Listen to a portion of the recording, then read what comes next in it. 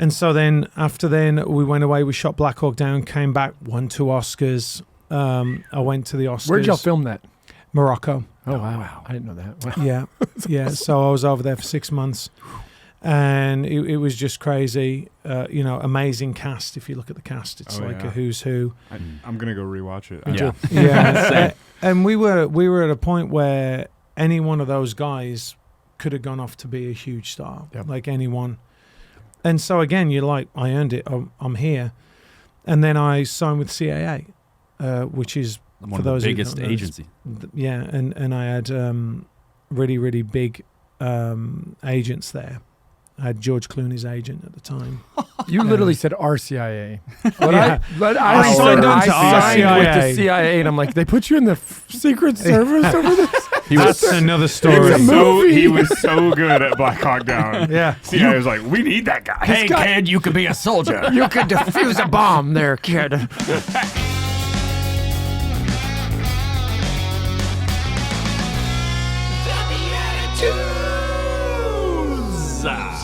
Yeah, they don't make that in Great Britain. Listen, hey, everybody, welcome to the BeatiDudes. My name is Jeff Shufflebine. This is a show for Christian men walking arm in arm with one another, growing in authentic fraternity as we seek Jesus, all for Christ, growing in our humor and holiness together. I'm joined by 2 of the humorous guys I've ever met, Nick Besner. America! Yeah. I don't know. Amen. Yeah. And Paul Kolker. USA. This is going to get really uncomfortable. Revolutionary. Oh, yeah, there you go. Hey, we're just going to jump in and introduce you. Matthew Marsden's here. Woo! Matthew. I am. I said earlier before the show you're a dual citizen, but that's not true. It's not true. I'm a triple. Whoa, what do you even call technically, that? I don't know. Yeah, there's got to be a name World for traveler. it. Try something. I don't know. You're I don't know. But yeah, You're a Pangean. I'm something. Okay. I can hear the accent. You got the UK rocking. Yeah, England. Can I say Great Britain? Like, I don't even know the You can say difference. Great. Do you want to know the difference? Yes, actually. So Great Britain is the island. The islands. So there's Great Britain, but there's the United Kingdom, which is all those... Unites the kingdoms. Then Okay. And then there's England, Scotland, Ireland, and Wales. Good, because I could have named some of that. Are you a U.S. citizen? I am a U.S. citizen. Good. I told immigration to chill out. England. Wait, this is actually a question. England versus Great Britain. England is a part of Great Britain. Right. Las Colinas is a part of Irving. What else is included in Great Britain? Good question. England, Scotland, Ireland, and Wales. Okay. And then what else is included in the UK? Nothing. No, I think United Kingdom... I think that it is like the Falkland Islands and a couple of others as well. So there are a few extra. Yeah, got it. Yeah, I think so. Well, and there's still like homage paid by Canada and stuff too, right? Like, I mean, and not. Is that their currency? An homage. Yeah, well, I mean, like they have the Queen on their currency. Yeah, and now the King. Or now the King. Yeah. Gosh. Yeah. Who's a complete letdown? That guy. Yeah. I told you we don't get political, but we will attack that guy. Yeah, you can attack him. Come on now. We're not political. Give me a break. American. You can't vote him in. Old so and so. Hey, and what's the third citizenship? Malta. Wow. We're multinational in here today. Yeah. Represent Malta. Okay, listen, I didn't know about Malta. What do they eat or drink in Malta? Falcons. So the actual story of the Maltese falcon was that the Holy Roman Emperor gave the Knights of St. John Malta after they lost Rhodes.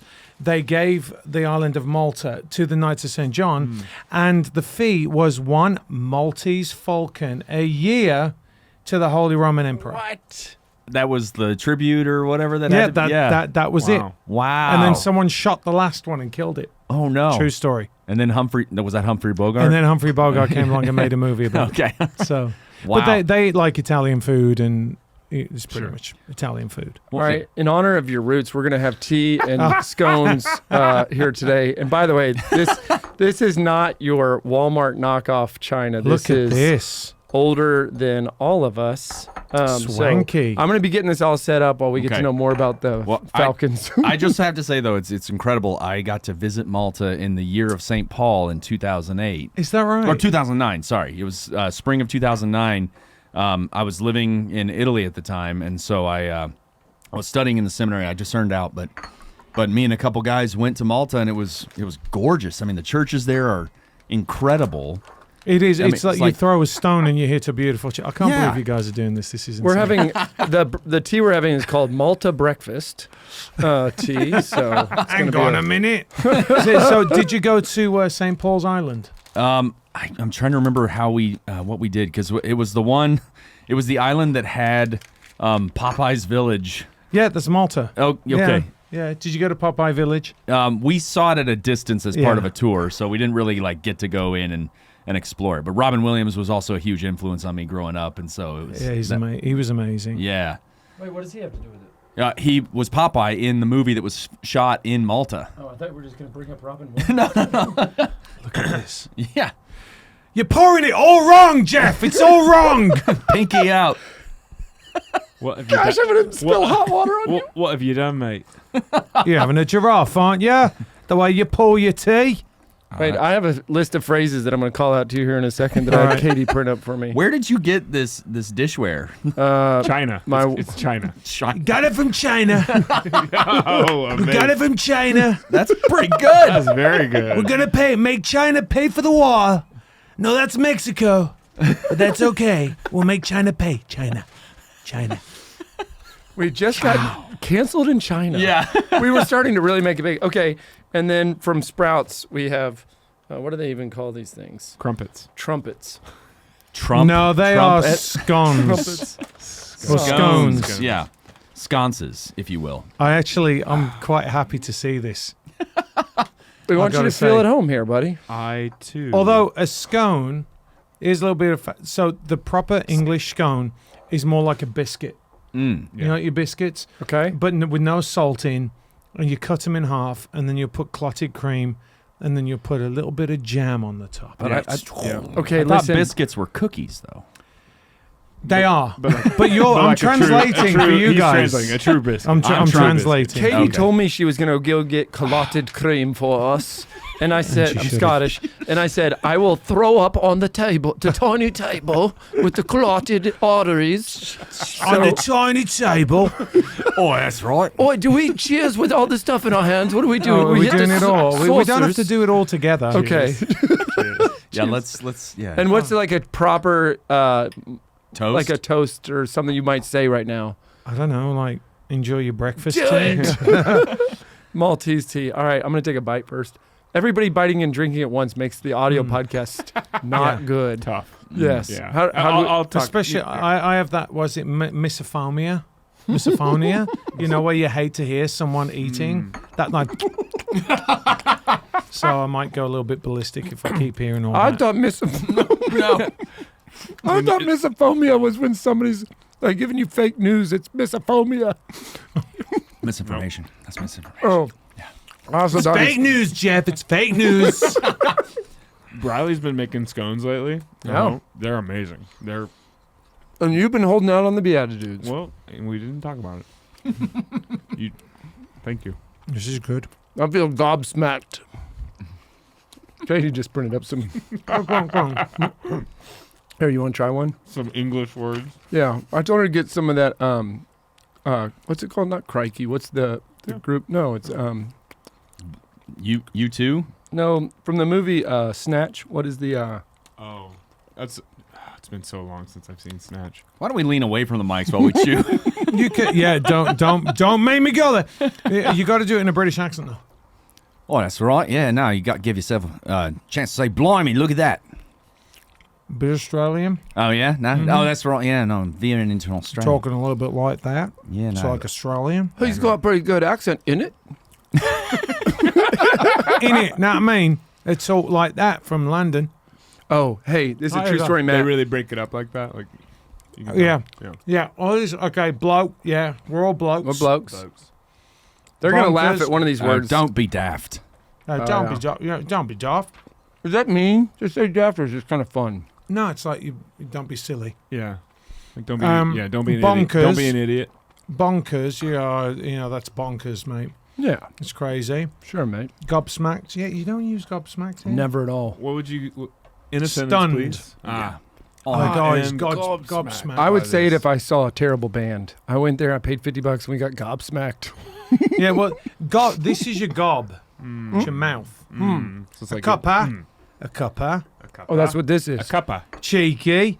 Jeff, Jeff's he's a bit cheeky. Jeff's a bit cheeky. Blimey, goodness me, like, blimey, yeah. Matt, the next one I tried to say in episode 1 and it came out differently than it's written. Uh-oh. A kerfuffle. A kerfuffle. In yeah, fact, you're that getting was a into kerfuffle. Yes. getting into a little bit of a altercation. Mhm. A kerfuffle.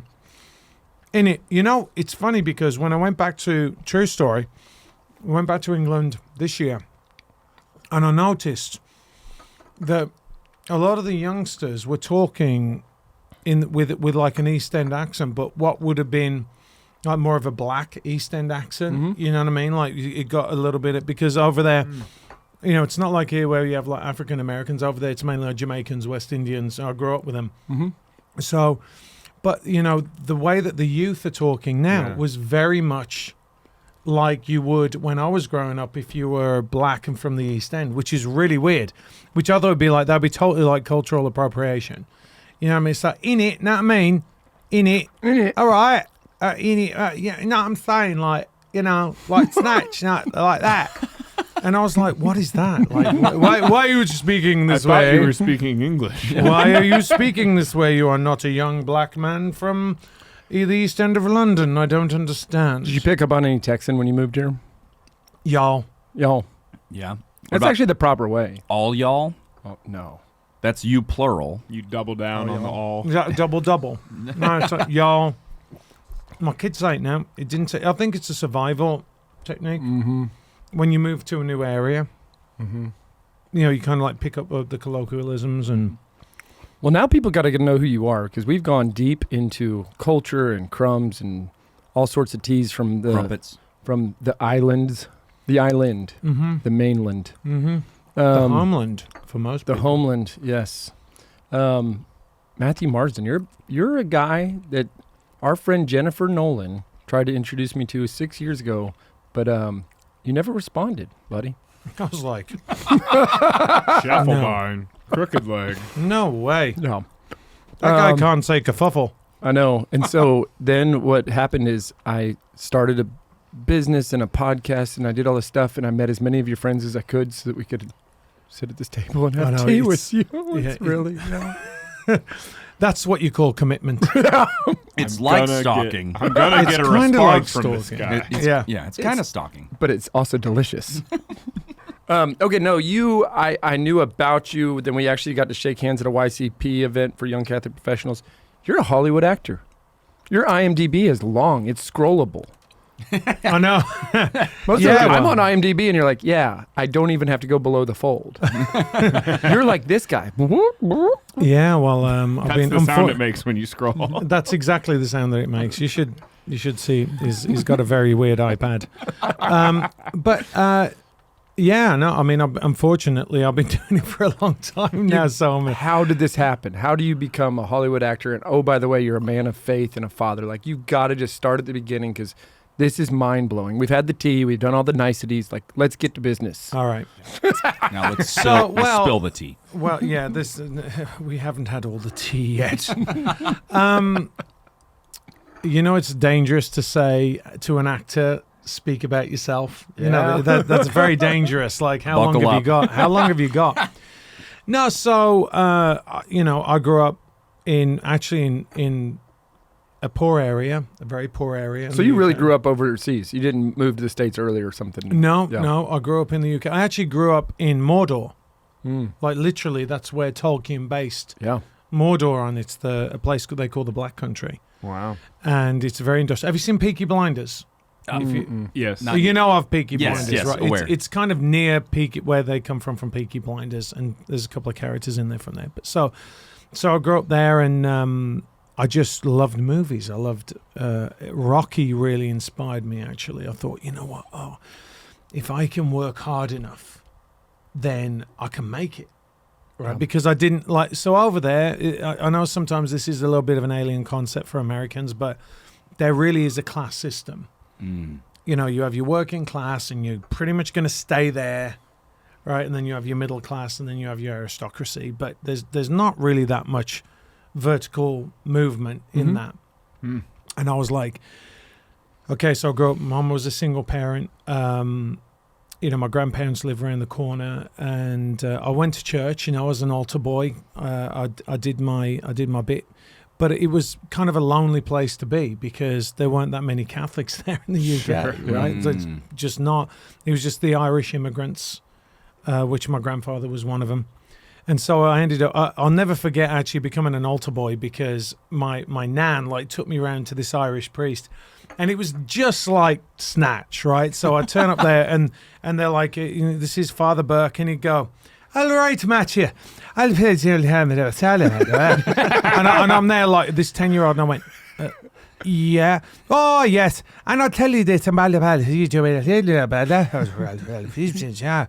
I went, yeah. Woof, cassock. And that was it. I was wearing a cassock. I'm like, okay. So, and yeah, I know. In all truthfulness, I really do think that had a massive effect on me. Yeah. Being that close to the Eucharist, being that close to the action, left a mark on me. So anyway, I got into something called the National Youth Theatre, which is kind of like the elite group in the UK. I mean, how I got in, I had to go and audition. I had to do Shakespearean piece, contemporary piece, and then I had to sing two songs, I think. Back then, I had to do in a musical, and then I did a regular piece of music that I could choose, and I got in. Which is kind of like, if you look at the list of the people that got in there, it's like a who's who. And that was the thing that broke me through. Yeah. Because otherwise the other kids that were going through that had famous parents, to be honest. Yeah. Nepo babies. Yeah. Well, but it's just like they all knew each other, Sure. It kind of makes sense. Yeah. I mean, it was just the way it was. And so that kind of helped me, and I decided that I was going to, because I couldn't afford to go to RADA or Lambda, which is the normal kind of route, or Central School of Speech and Drama, which are all drama schools. I got in at Middlesex University, which had a really great reputation for drama. Okay. So I got in there, and I got a free ride for that. Nice. And I worked for 2 years in that, because the degree over there. So in the UK, you go through like first, second, third, fourth. This is the way it was. Fifth year, then first, second, third, fourth, fifth year in the high school, and then you did something called sixth form college, which is A levels. You do 2 years, and then you go to college, and then you could do 3 years at university, right? So a BA in the UK is 3 years. Okay, it's not 4 years like here, and it's a different kind of sorting system. Yeah, essentially. Yeah, it's a different process. Okay. So you do like your GCSEs, and then you do your A levels, and then you do your degree. So I got into my degree, and I was just started working because I had it's kind of a funny thing. I got into modeling because I had no way of paying for anything. I had no way of paying for food, and it just so happened that I could go into these modeling jobs, which were commercials. Like, it was really funny. I used to walk into the commercials, and all the guys would go, oh, because I could act. So again, I traveled all over the world doing that. Yeah. And then I got an agent, and the first job I got was one of the biggest shows on television. Okay. I went in, I auditioned for it, and I got it. And so I went and did that. Wow. And that was my off, and I was like, why do I need a degree? What was that show called? It was called Emmerdale. That was the first one. And then I did another show called Island, which was another like small kids, more like a kids TV show. Yeah. And then I got Coronation Street, which was the biggest show. Like at that point, 19 million people watched the show.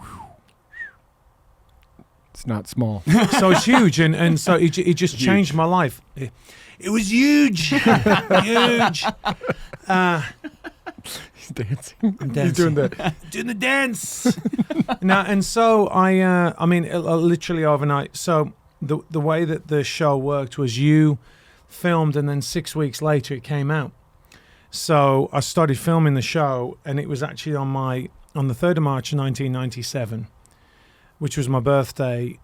So every day I'd come out the studios, I'd walk up, I'd get a sandwich and a packet of chips and a soda, and I'd walk back and I'd eat my lunch. 4th of March, after my debut, 3rd of March, I went outside. Okay. okay, I won't be getting my sandwich then. Life changed overnight. Wow. It was that crazy. And I couldn't walk up the street anymore. I couldn't go to the store. I mean, it was really mental.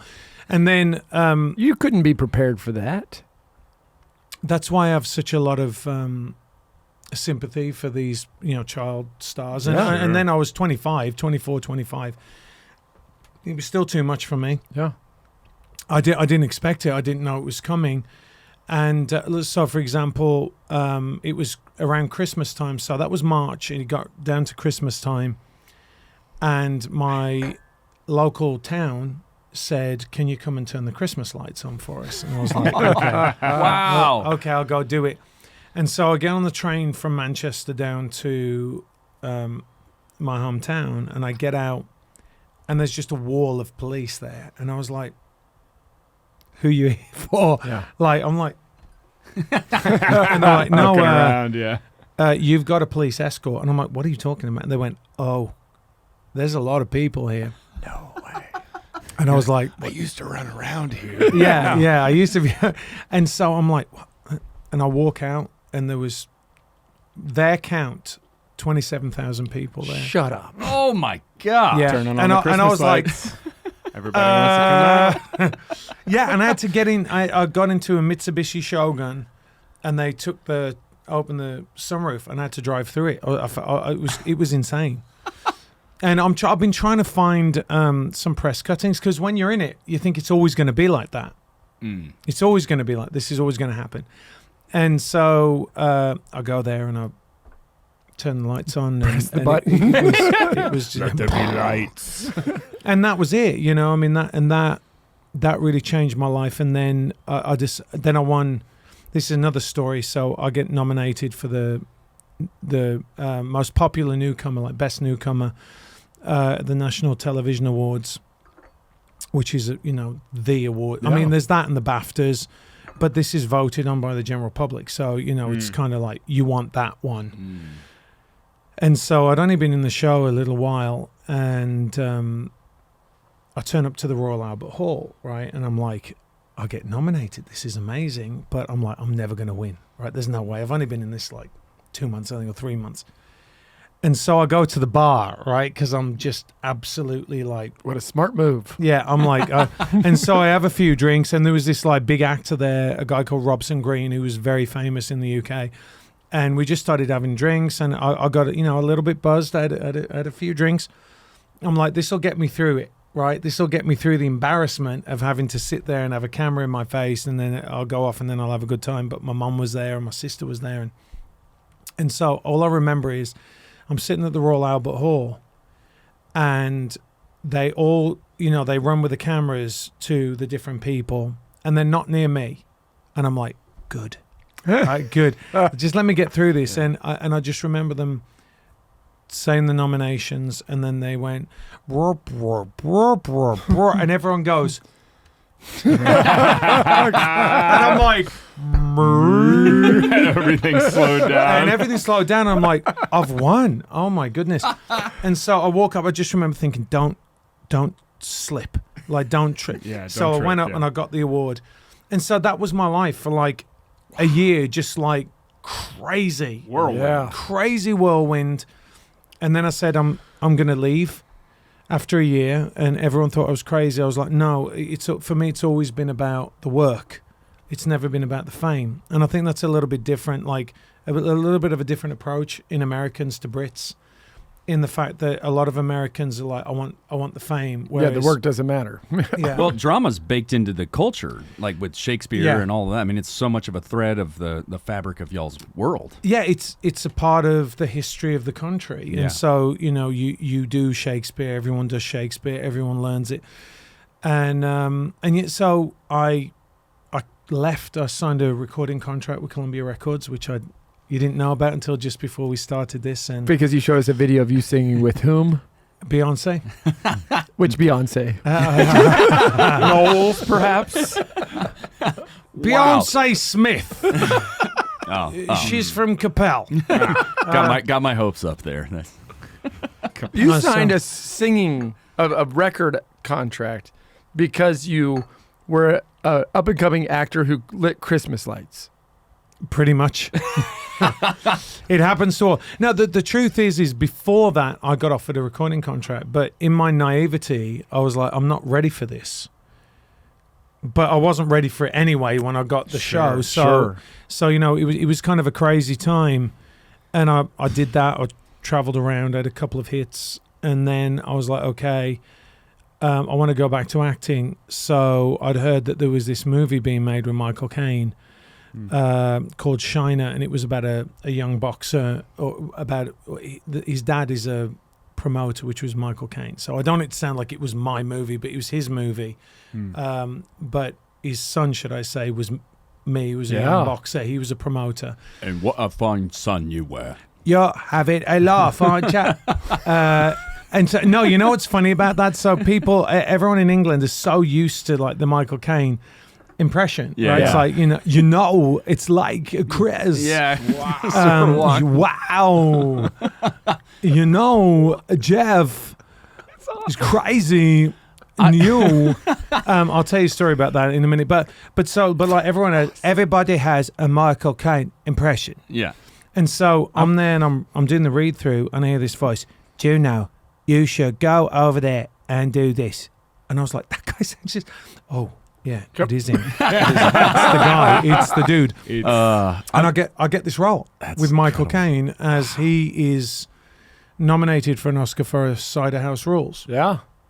And so all of a sudden, I'm auditioning for Star Wars at the same time, and I get a call from these Hollywood managers, and they're flying to the UK to see me, which was just like, you sit there and you're like, I can't believe this. This is what you hear about, right? Bananas, they say. Yeah, bananas. It's funny because someone said to me the other day, I said, this is a banana republic. And they were like, it sounds so good when you say it. But I'll buy more. Yeah, yes, I'll shop please. there. I'm okay.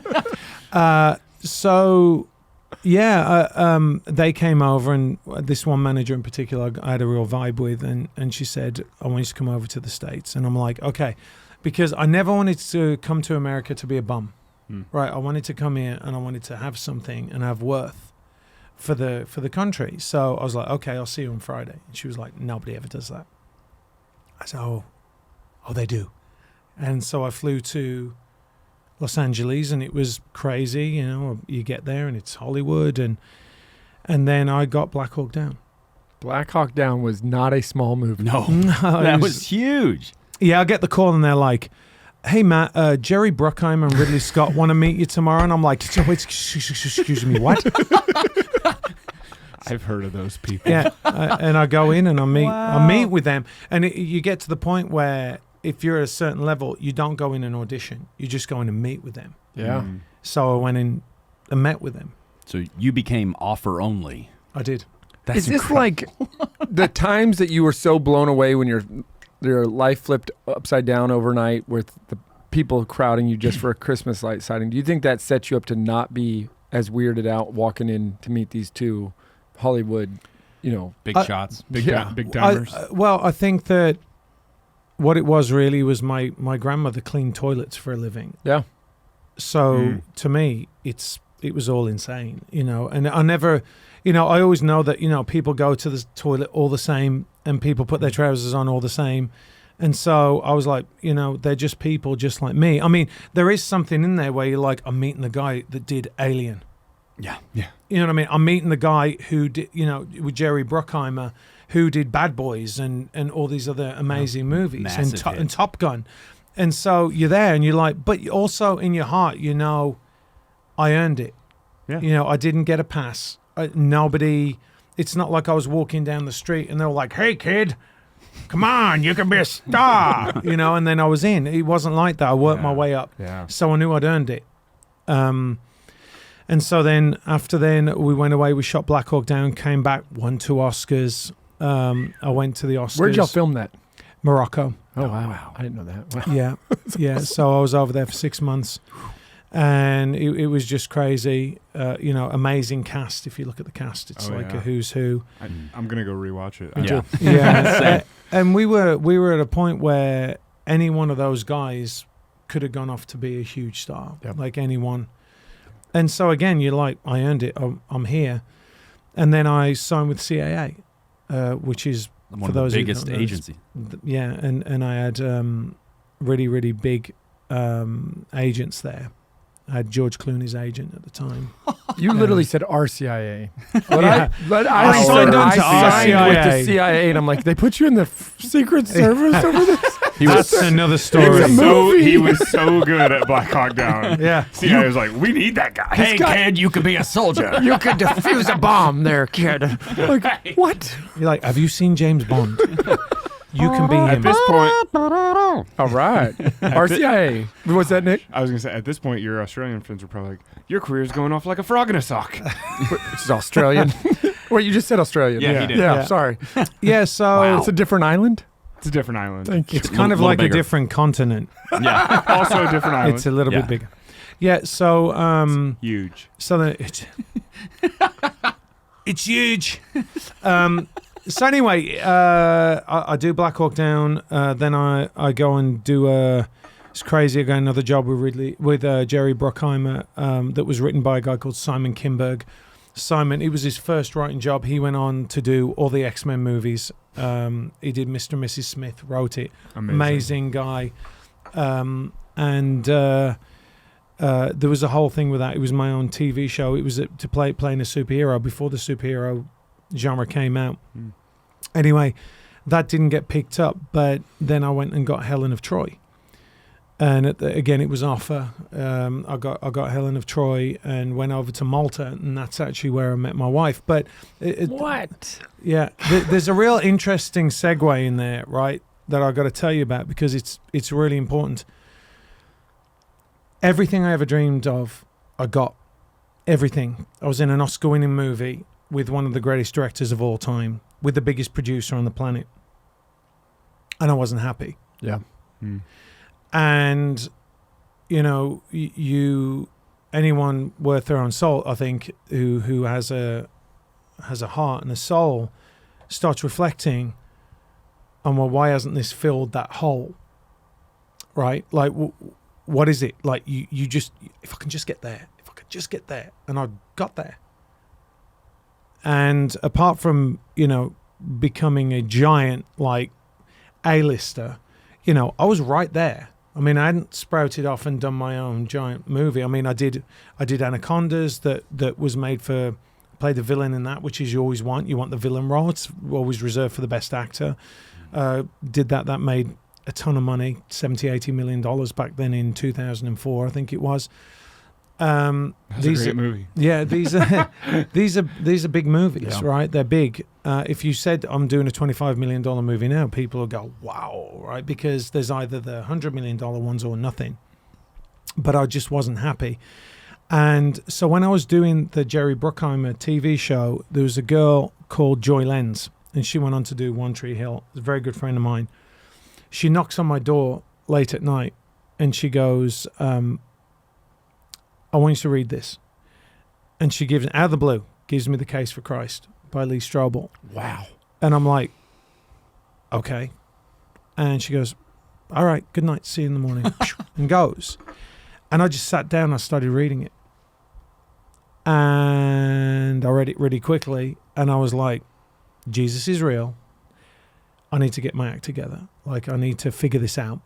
So I went and I bought The Case for Faith, The Case for a Creator. I then started reading, which was the thing for me, that The Case for Christ was one thing. And then when I read Aquinas, that was just like a nuclear bomb going off. The team at Aquinas Wealth Advisors believes that good values and good returns are not mutually exclusive. Using a tech-smart and morally sound approach, they provide investment alternatives that align with Catholic teachings without sacrificing returns. These days, faith-driven investors are finding it hard to know where their money is going. They have no visibility into what their dollars are supporting, but there's a better way. Thanks to the Faith and Finance Score from Aquinas Wealth Advisors, you can look into your current holdings to see what you're supporting and make a switch to an advisor that aligns with your values and gives power to your voice. Check out AquinasWealth.com today. Hey BeatiDudes, it's Jeff here. When Nick and I set out and we started this company, Undivided Life, we decided to not use traditional healthcare, but we went with Solidarity HealthShare because we thought it was an affordable and ethical alternative that matched the needs of our business and our growing families. Since then, my family put Solidarity to the test. We've had pregnancies, babies, emergency room visits, even a brain surgery for one of my children, and Solidarity has been an incredible partner and has also had the cost and the ethical approach that we love. Here's a link for you to go check it out. learnmore.solidarityhealthshare.org/BeatiDudes. This is your chance to be in solidarity with the Shufflebine family. Hi, it's Paul Kolker from the BeatiDudes here, and I just wanted to share with you guys that I also, outside of the show, perform improv comedy on a regular basis with a group called Divine Comedy. So what we do is we come up with everything on the spot, so whether you're looking for faith-filled, fun, family-friendly comedy for your youth night, or whether you're looking for clean comedy for your corporate event, Divine Comedy can perform for your group and even get you in on the action. So if you'd like to hire us to come out and perform for your next event, check out DivineComedyImprov.com. Divine Comedy, an inferno of fun.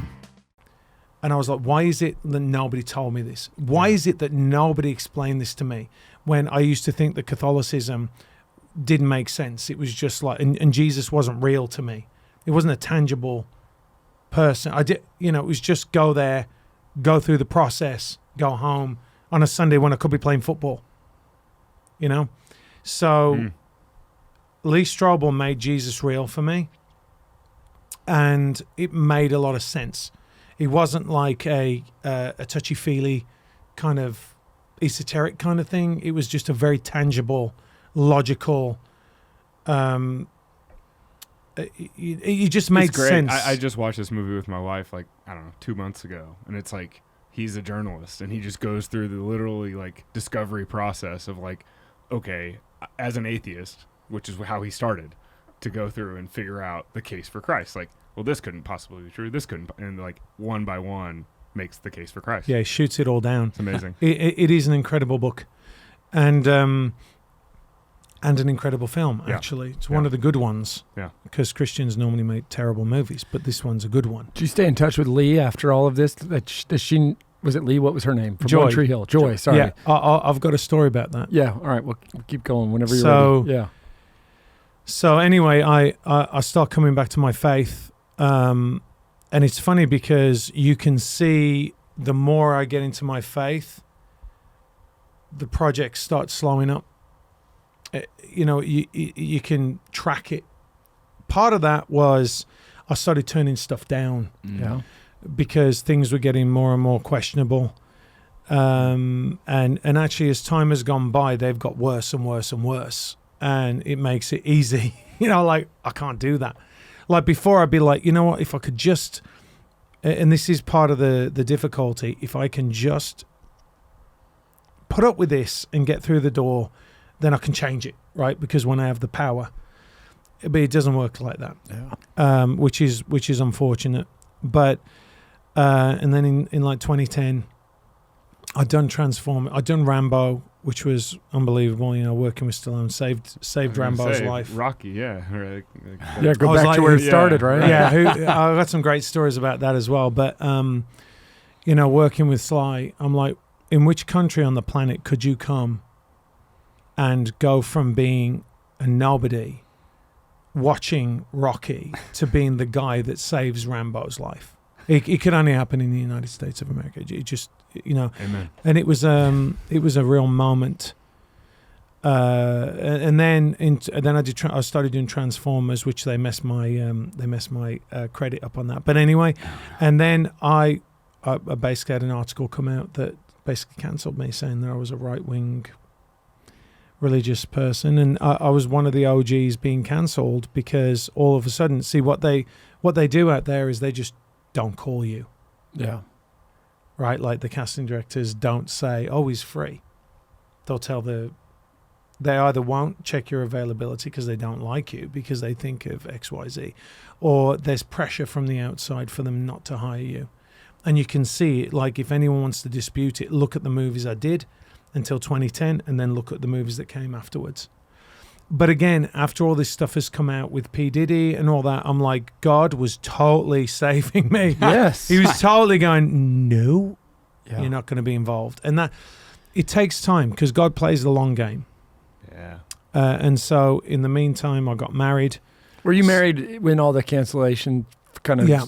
blacklisting? Okay. Yeah. And the problem being is we don't look after each other. Like Christians totally don't look after each other. They're like, you go. I know you've stood up for what you believe in, but you go. Just don't bring me dude." into it. Yeah, Yeah. just like, don't ask me. That doesn't happen at lucidprivateoffice.com. Yeah, exactly. Be sure to share, like, and subscribe. Yeah, I mean, this is a magical place. Actually, it's like Flip's doing a great job here, Yes. and a lot of my boys are here in Lucid. Mates. All my mates, not me. But and there is something very special going on in this community, which is incredible. Well, you ended up here, I got to assume for some of that reason. You left California. You ended up in Irving, Texas. Yeah. I mean, is it community that brought you, or Yeah. is this a bustling new hub of Hollywood blockbusters? Yes and yes, actually. Okay. It is. Yeah, it let's is go. because I chose. I wanted to. I had the option of going to Georgia, like Peachtree City, which would have been, Yeah. a logical place to go, but Dallas was calling me, and I believe that Texas is going to be the last bastion of freedom in the United States. I just think it is. And I think that Dallas has if people get their act together, and by that I mean if the investors actually let the artists get on with their job, which they don't do in Christian and conservative circles for the most part. They want to go, well, let me come in and... I'm like, look, it's not a widget, dude. It's not a widget. You do your manufacturing, and that's how you fund this film. Yeah, no, Let you us do that. this film. Yeah, let us go and create the art, right? And by the way, you cannot just keep lowballing people all the time. Like, anyway, that's a whole Find other something rant you're I could go on. passionate Well, because I get people come to me, and now we're at the point where we're the mentors, right? Like we're the old guys in the room, and everyone's going, how can I get into this industry and make a difference and make a force multiplier by making movies? And I'm like, I can't help you because nobody's investing in it. So we can't create these. And I don't like using safe spaces because that's not that's been kind of hijacked by some groups. But we don't have a nurturing environment. Let's just put it like that. Yeah, to cultivate the next level of talent. Yeah, and we need it because if you think like everybody still watches It's a Wonderful Life, everybody talks about Braveheart, you talk about Black Hawk Down, it's it's a great movie, talk about Rambo, talk about Rocky. These things are forever. Stallone turned around to me. I was on the boat, right? If you've seen the movie, we're on the boat. It's very, very violent. It's just a disclaimer. I'm just telling you, it's probably the most violent. It's probably the most violent movie you'll see. Probably. We love it. Kill a lot of people, but they're all bad. They're all bad. Bad people. But as we're going up the river, he turns around to me, and we're just about to do a take, and he goes, "Remember, this is forever." I'm like, you gotta be kidding. You gotta be kidding me. No pressure. Like, yeah, I know. And I was like, oh no, yeah. This forever. You see, I can't do it. I can't do it. But it's true. And the problem is this is why the bad stuff is forever as well. And people don't understand this because they're not looking at getting your kids, right? They're looking at getting your grandkids and your great-grandkids and generations. And we're not doing anything to combat that. That's a whole other rant I can go on. So I got married, decided that, I was really taking my faith seriously then. I'd come back to the Catholic faith because, and I know you have all different denominations that watch this. It's mostly Catholic, though, if we're being honest. All right. So I just was like, where'd you get the Bible? Mm-hmm. Oh, for 300 and odd years, there was no Bible. So how can you have Sola Scriptura? And where is Sola Scriptura? And, all these things are very, very simple to me. And I couldn't get past them. Yeah, you just kept going down that path. Yeah. And to me, one of the things about an actor, if you're good at what you do, you pursue the truth. Like relentlessly. You have to pursue the truth because you have to play the role authentically. That's what they say. It's telling the truth in fictional circumstances. That's exactly right. Yeah. So I can see people when they're phoning it in, and I'm like, you're not living it, dude. You're not there. Yep. You're not in it. You're doing what you think you should do. This is what anger looks like. Well, actually, anger can be just like, Yeah. you know what I mean? Very It's understated. for different people. Yeah. Sure. It's different things, right? So for me, it was pursuing the truth to its conclusion, regardless of how it was going to affect my life. Sure. And That takes courage. I mean, that's hard for a lot of people. it is, but the alternative is a disaster. Well, yeah, right? yeah, So- absolutely. I mean, it's worth it. I'm sorry, I wasn't trying to argue with you. No, Yeah. I'm agreeing with Yeah, you. yeah, No, yeah. I totally agree with you, and you're right, because a lot of people go, I'm gonna lose everything, or I'm like, well, what are you really gonna lose if you don't, right? Like you lose your soul, right? Which is, Yeah. that's the Well, I think, exactly that, right? Where you were coming from, having been X and Y and Z and still feeling empty, still feeling unfulfilled. Like, well, I got to go figure it out. Yeah, because I mean, if you look at how many people in Hollywood are on drugs, 5 marriages, messed up kids, all this, and I'm not saying that following your faith takes you out of that happening to you, but it certainly gives you the right kind of map on which way to go. Yeah, the best tool set, the best chance at Yeah. not diving into all of that. 100%. Yeah. And it makes logical sense as well if you follow it to its conclusion. So, I'm one of those where I'm like, I have to be honest. Yeah. And I have to be honest with myself, because if you're not honest with yourself, then who else can you be honest with? And so I did not want to come back to Catholicism, because why would you want to leave something, go and live your life in this secular world, and then realize you had it all along and you blew it away? Oh, it's hard, yeah. Right? So, it was, for a heartbeat, it was tough. And then you just, well, what else is there? When they came out and it was becoming known that you were a threat to Hollywood because of your belief system, and I'm not asking for names, but did you have any surprises on the other side? People who did show up for you, whether they were from your previous childhood or famous people or clergy or anybody who did kind of do that nudge behind the scenes, like, we got you? I did, yeah. I did. Gary Sinise Yeah, what a man. reached out to me, and he's just a good man. Yeah. And he, it wasn't anything political, and it wasn't, he's a Catholic, and he was just very generous. And he said, they can see what's happening. I mean, you don't have to be religious or political to see an injustice going on, right? It used to be that we wanted fairness, regardless, on both sides of the aisle. Now it's not that case. Yeah. So Gary's just a very faithful person. He'd seen, I was doing a lot behind the scenes for the military, and this is one of the reasons why these things like podcasts and YouTube and whatever is very important, because it gives you reach to do good. And I don't think people truly understand that, because a lot of people think, well, you're doing it for yourself. You're like, well, not really.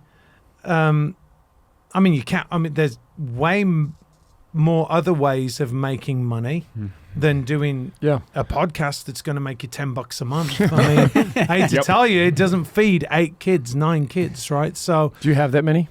I do, yeah. 9 8 or 9? 9. 8 or 9.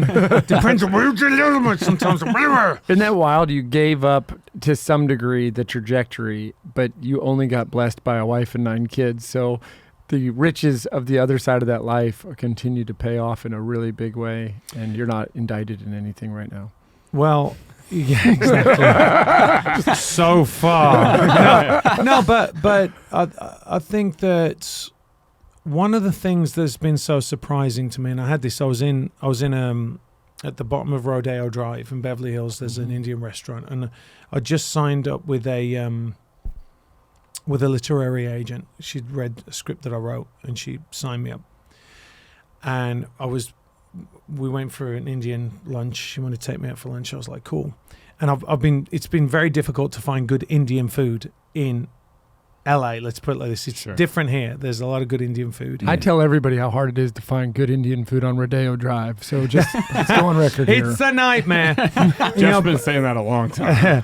But But anyway, so I'm there, and there was a guy, I'll never forget, it was like a buffet, which is weird because it's like in this super nice area.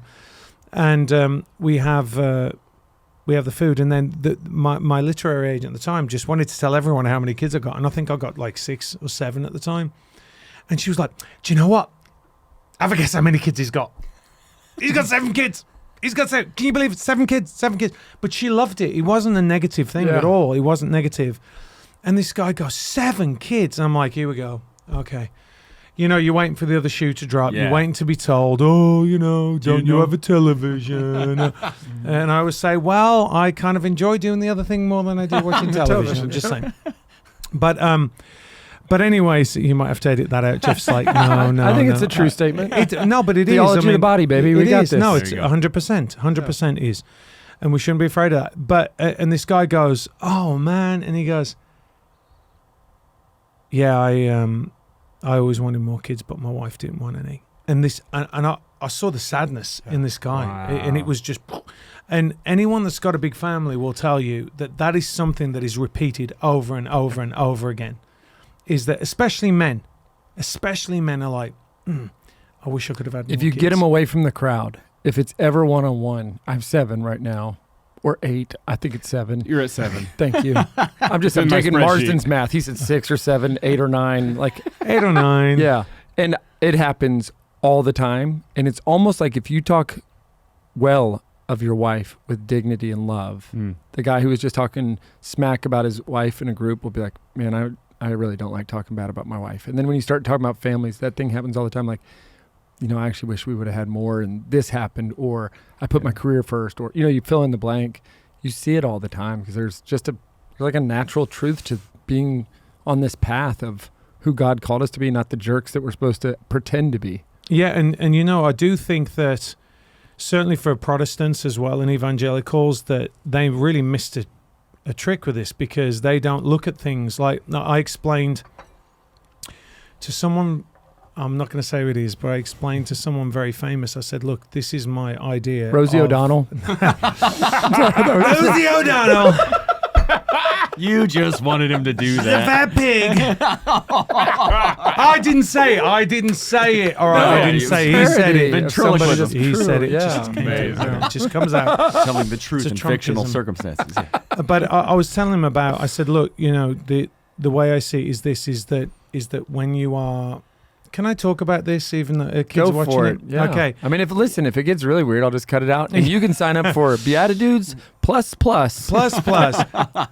No, so basically, if you know, and you guys know this, and most people that watch this, is if you're open to life, then what it is it's a confirmation every time that happens. It's you saying to your wife, okay, I'm committing to you.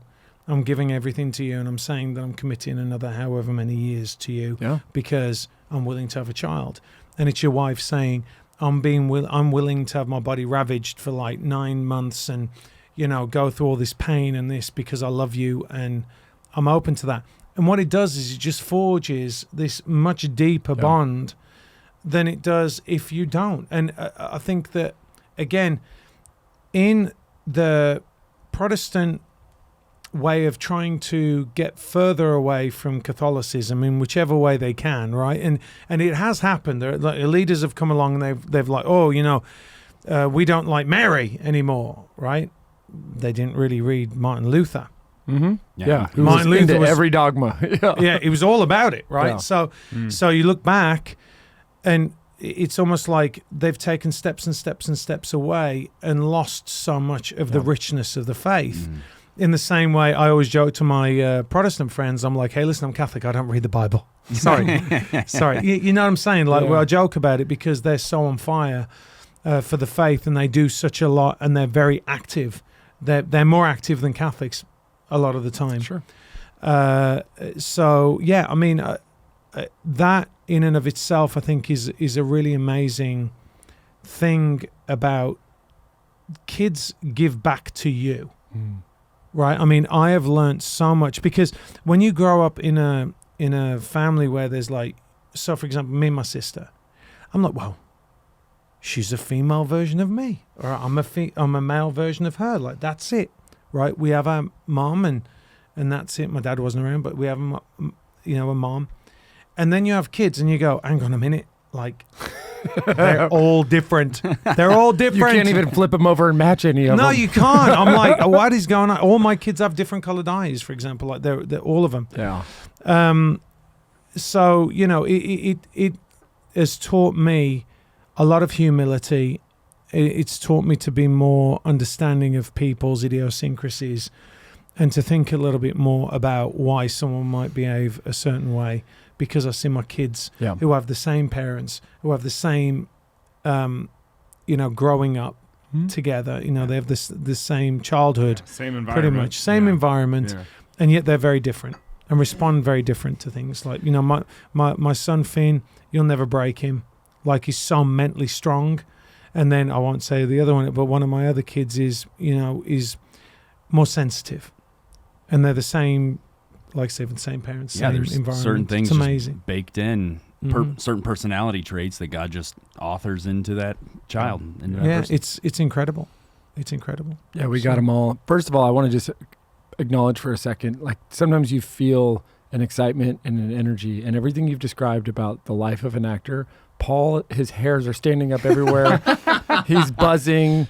I mean, there's something going on over here. It's a kinetic energy. Well, thing. you said you were in Transformers. Mm-hmm. So did you get to interact? I can't remember Glenn Morshower. Yes, I did. Okay, Yeah. he's my acting coach. Oh, he's awesome. amazing. Yeah. He was in Black Hawk Down as well. Oh gosh, I forgot. I Yeah, didn't know that. yeah, he is phenomenal, super encouraging, knows how to like hone in on something. He's very good. And just like he'll make this one tweak, and you'll watch the person's delivery change entirely. It's cool. Even though he doesn't tell them about the Yeah, rest he's of the line. real deal. I actually I had to go and do some ADR at a studio here. What does that mean? It's basically when, let's just say, After is the first word after a? I don't know what it stands for. actually. I've heard it called like audio dub recording. I don't know Yeah, if that's it could be actually that. It could be that. something like But that. it's basically After when, the recording is what I call it. You go back in the studio and do it after yeah, the after. original recording. So what it is if you if there's like someone drops, like if you're talking and someone does this and it goes over your audio and you can't use it, you have to go in and dub it in. Sure. So you'll sit there and there's a big screen and you'll be on the screen, and then they'll give you like 3 beats and you hit it on the 4th beat. And so I was there and they were like, "Oh, Glenn's in here," and I was like, "I haven't seen him in years. Like, I literally hadn't seen him since we did Black Hawk Down, even though I did Transformers 2 and he was in Transformers 2. But it was a giant movie and he was doing it. He was doing his thing somewhere else. Yeah. And I was like, okay, I'd love to see him, and we just missed each other. So, but he's one of the great actors, man. He's super solid, and Bay loves him. I know Bay loves him. Michael Bay loves him. So Yeah. That's No, awesome. he's just, and he's very relatable. Like he connects with people on a deeper level. So I mean, I don't know his whole story or his background, but he strikes me as someone of faith as well, or at least a believer, somebody kind of in that ballpark. So right, I don't know about his beliefs, but I know he's a darn fine actor. Yeah. I know that he's very, very good. yeah. Just to give a teaser for everybody listening, if you like, subscribe, share, and comment with 5 stars, then we can allow you to watch the bonus show on Friday. It's like a threat. Yeah. My teasers Here's are a always teaser. threats. You have aggressive teasers. I know. And so, but we're going to be talking about some of a specific project that you've been working on, but can you kind of set us up before that show? What have you transitioned to? I know you still do acting. You're appearing on a lot of stuff, but is there other things going on the other side of the camera for you right now? Yeah, you realize, I think, when you've been doing this for a long time, and I was always one of those people, very curious, right? So I don't want to be on set and just sit there and be an actor. So when I wasn't working, I'd go and I'd sit next to the DP, and I'd say, "Well, what's that? And what are you doing there? And why are you doing this?" It's director of photography, Yeah. the camera guy, basically. Cameraman, Yeah. basically. Or the It's director. not the producer. Duh, producer. So I'd watch, and then I realized that I couldn't rely on anyone else giving me any work. So I was like, okay, I'm going to get my own. Yeah. So I produced a documentary where I climbed Mount Ararat. It was kind of interesting, looking for Noah's Ark. Yeah. That was kind of crazy. Go watch it, Finding Noah. Is that in Turkey, right? It is in Turkey. Yeah. Yeah, Okay. in Wow. eastern Turkey, and we had ISIS coming into the area while we were there. Yeah, it was. They recognized you from the movie. Yeah. No, you know what was funny? you know what's funny? So we go in there, and we were up the mountain, and there was like, groups of locals that would come in and out. And we were like, okay, guys, listen, we got to keep a low profile, right? Like low profile, because there's a lot of kidnappings that go on over here, right? There's a lot, be careful. And this guy goes, Rambo! And I'm like, because they love Rambo. Yeah. Oh, Rambo. And I was like, I know who's going to get kidnapped if anyone does. It's me. Or maybe they wouldn't because they think that I was the character or whatever. Right. But so, I think you proved that they're afraid of the character. yeah, no, You're okay. here with us today. I made it. Although somebody did get kidnapped on that. It's not funny. We were all I was laughing. going to You say, brought- you should have been in. You could have left that part out. No, but someone did get kidnapped, and we had to negotiate their release. It was pretty short, but yeah, it was kind of crazy. I had to before I went. I had to sign my will, yeah. which we just had a baby. Me and my wife had just had a baby, and he was like 3 weeks old. And I got on a plane and went. And I said, "Sweetheart, I might not be coming back." Father of the year, right Yeah, here. I know, like that. He came back. I'm out of here. I'm gonna build a wall, and now I'm back. Let's hope he does say that. I'm back. But so I did that, and then I went into producing. Yeah. I actually wrote, directed, produced, and starred in a movie. It's called I Am That Man. There is language in it, but it's got 5.4 million views on YouTube right now, which Wow. would be a giant hit if I was in the Hollywood crowd, but Yeah. I'm not. So did that, wrote another couple of scripts that I've sold, and right now I'm writing another one Awesome. for a job over in Malta. That's awesome. So cool. Okay, I want to make sure people can look up all these movies. They can look you up on IMDb. Is there a website? Like, what's the primary place to start following Matthew Marsden? You can look at me on MatthewMarsden.com I like it. or Matthew D. Marsden, at Matthew D. Marsden on Twitter and on YouTube. Sweet. Nice. Okay, well, I love it. Well, so we'll put all that in the show notes. We normally do something different at the end of every Monday episode. We started different. This is the first time we've ever had tea and Something. scones. Something's Something's. somethings. Scone- Deliciousnesses. scone-ish. They were delicious. Second breakfasts. What's Yeah. my second breakfast? This really is actually my dinner, so it was pretty special. No, this has been awesome. Our computer's restarting, but I think it's all going to keep working. Okay. This is the one that matters. So Yeah. this is just okay. showing me the deal We're as it good. pops around. We're So Got I think it. it's kind of strange that it decided to Yeah, that's a little nerve-wracking, though. put in update, but we're still recording. We're good. Okay. All right. What a ridiculous ending there to look at our I know. computer freezing up. Let's give us one story. You said you had a story about Joy from One Tree Hill, or you had some other. Oh, yeah, Let's yeah. finish with a story, and then we'll cut out for the bonus show. So actually, Joy is I believe she's releasing a book because it's so crazy. After we met, she got married and she was in a cult. She went into a cult, which is kind of crazy. And then, so she called me once and she asked me, because, after I did Black Hawk Down, I spent a lot of time working with FBI, former special operations guys. And so she called me for something, and then she goes, can I come to church with you?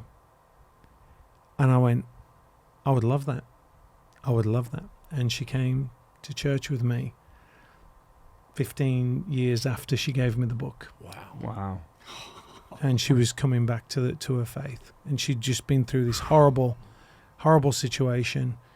And to be called and to be asked to go with me, and it was a really emotional moment, I've got to tell you. And she is a terrific human being. She's a really amazing human being. And so, yeah, it just came full circle, right? Like, she started me off on my journey, basically. It's amazing how God just pursues us like that, keeps after us even when stuff gets crazy. Yeah. Yeah. All right, to our first Hollywood actor to show up on the BeatiDudes, we just want to say thank you. What a blessing. You're going to come back. We're going to tell a really cool story on the bonus show that you're going to share about. I'm going to tease this out. The Shroud of Turin. I am.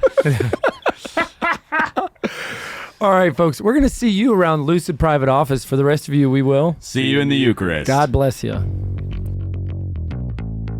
Thanks for tuning in. If you'd like to join us at our undersized table, subscribe to the video version of the show on YouTube by typing @ that's the symbol @, so shift and 2 on your keyboard, @ the _ BeatiDudes on YouTube. We'll see you there.